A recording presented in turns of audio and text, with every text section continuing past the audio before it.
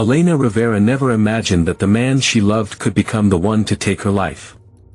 That night, passion turned into murder, and the community was left in disbelief. Don't blink, by the end, you'll see that not all love is pure or safe. Maplewood Lane was the kind of suburban street where children played until dusk and neighbors exchanged friendly waves over white picket fences. The year was 2017, and the late summer air was thick with humidity, the faint scent of blooming jasmine mixing with the distant smell of rain-soaked asphalt. Behind the tidy lawns and well-kept houses, however, tension simmered, a tension invisible to outsiders but deadly in its consequences. At the center of this tragedy was Elena Rivera, 28, a vibrant and ambitious graphic designer known for her warm smile and outgoing nature. She lived alone in a modest two-story home that she had purchased just 2 years prior. Friends described her as fiercely independent, yet there were whispers of turmoil in her love life, particularly concerning her boyfriend of 3 years, Marcus Bell, 32, a charming but increasingly volatile man who ran a small marketing consultancy. Marcus had a history of jealousy and possessiveness, traits that initially seemed to Elena as signs of deep affection. But those same traits became suffocating over time. Colleagues spoke of his intense mood swings, and a close friend once warned Elena, "He's capable of more than you realize, don't let him cloud your life." On the night of August 14th, Elena attended a small gathering with friends in her backyard, celebrating a recent promotion. Marcus had been invited but arrived late, already visibly agitated. Witnesses recalled a heated exchange by the patio fence, words whispered but sharp enough to make neighbors glance through windows. Later that night, around 2 a.m., neighbors reported hearing a loud argument emanating from Elena's house. Minutes later, a single gunshot rang out.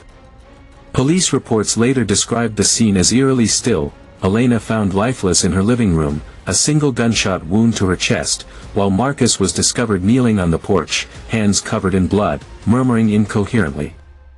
The initial theory was simple, a crime of passion. But as Detective Chavez would discover, nothing about this night was straightforward. Marcus claimed self-defense, insisting that Elena had attacked him first. His story, however, was riddled with inconsistencies, the trajectory of the bullet, the absence of defensive wounds, and the fact that Marcus had purchased the gun just 3 days prior. Detective Chavez approached the investigation with caution, aware of the emotional entanglements that complicated crimes of passion. The house was scoured for evidence. Neighbors provided statements, describing a relationship marked by love and volatility, but none hinted at premeditation. Surveillance footage from a nearby convenience store revealed Marcus buying ammunition the day before the incident, a detail that contradicted his claim of a spontaneous act. Further, forensic analysis showed traces of gunpowder on his hands inconsistent with self-defense, suggesting deliberate action. A particularly chilling piece of evidence came from Elena's diary, discovered by her sister. The entries detailed her growing fear of Marcus, his controlling behavior, and her secret attempts to end the relationship. One entry, dated just days before her death, read, "I don't know how much longer I can handle this. I love him, but I fear him more every day."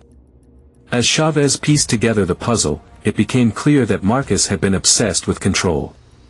Friends and colleagues recounted instances where he had threatened to teach her a lesson if she ever left him.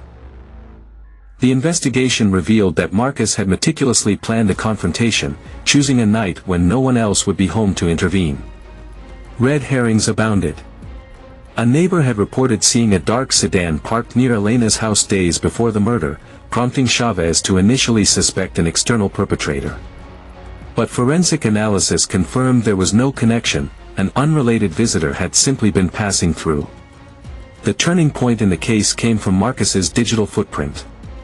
Text messages and emails recovered from his devices showed a disturbing pattern, attempts to manipulate Elena, veiled threats disguised as loving messages, and a cryptic note to himself, "She can't leave. Not ever." When confronted with the evidence, Marcus's composure crumbled. He confessed to the shooting, insisting that he hadn't meant to kill her but had intended to scare her into staying. His admission was chillingly calculated. He had armed himself, waited until she was alone, and confronted her with the gun, knowing the tension would escalate. At trial, the prosecution painted a portrait of a man consumed by obsession, incapable of handling rejection. The jury deliberated for 5 hours before delivering a guilty verdict for second-degree murder. Marcus was sentenced to life imprisonment without the possibility of parole. For Elena's family, the verdict brought little solace. Her parents described a void that no legal sentence could fill. Friends struggled with guilt, wondering if they could have intervened, or noticed the warning signs earlier. Detective Chavez reflected on the case in her journal. It's a stark reminder that love, when twisted by obsession, can become a weapon more dangerous than any firearm. Trust, respect, and communication are not just ideals, they are shields against tragedy. The story of Elena and Marcus reverberates beyond Maplewood Lane. It's a cautionary tale about the invisible cracks in relationships, the dangerous allure of control, and the devastating consequences when love turns deadly. As you watch or read about crimes of passion, one question lingers: how often do we ignore the subtle warning signs in relationships, thinking love will conquer fear? And what responsibility do we bear to intervene before obsession becomes irreversible? Stay vigilant, stay compassionate, and remember Elena's story, not just as a tale of tragedy, but as a lesson in the dangerous intersection of love and control. Remember, this is a fictionalized true crime narrative created for educational and awareness purposes. Any similarity to real people, events, or places is purely coincidental. If this story kept you on the edge of your seat, hit that subscribe button and join our community. We bring you gripping true crime tales that enlighten, intrigue, and reveal the hidden truths lurking beneath the surface. Don't miss the next story. Stay alert, stay informed.